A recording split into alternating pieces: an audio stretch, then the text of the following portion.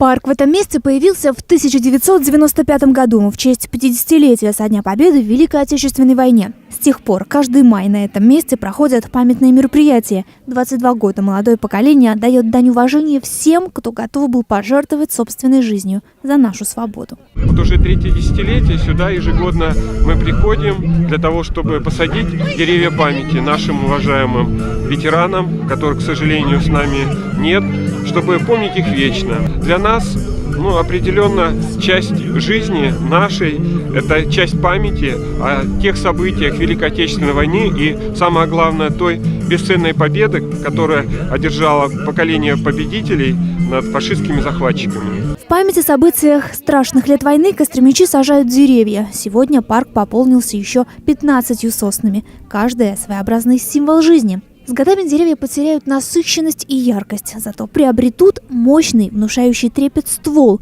и всеобъемлющий размах веток. Также и люди. Да, здоровье ветеранов уже подводит, ноги не пускаются в пляс под фронтовые песни, руки предательски не слушаются. Но глаза, в них видны и боль, и мудрость, и любовь. Мы не можем забыть то, что прошли. Нельзя забывать эту победу, нельзя забывать, сколько отдано за эту победу. Поэтому очень хорошо, что это все происходит. Такая красота будет, такой воздух чистый будет. Наше поколение будущее будет здесь отдыхать, дышать. Очень приятно это дело делать.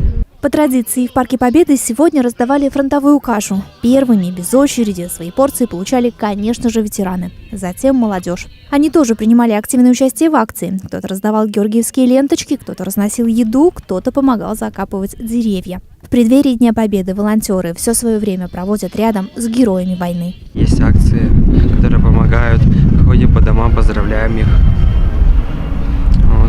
Подарки вручаем. Ну а в конце акции ветераны вместе с главой города Юрием Журиным зажгли костер Победы, символ неугасаемой памяти о великом народе. И пламя его было видно далеко за пределами парка.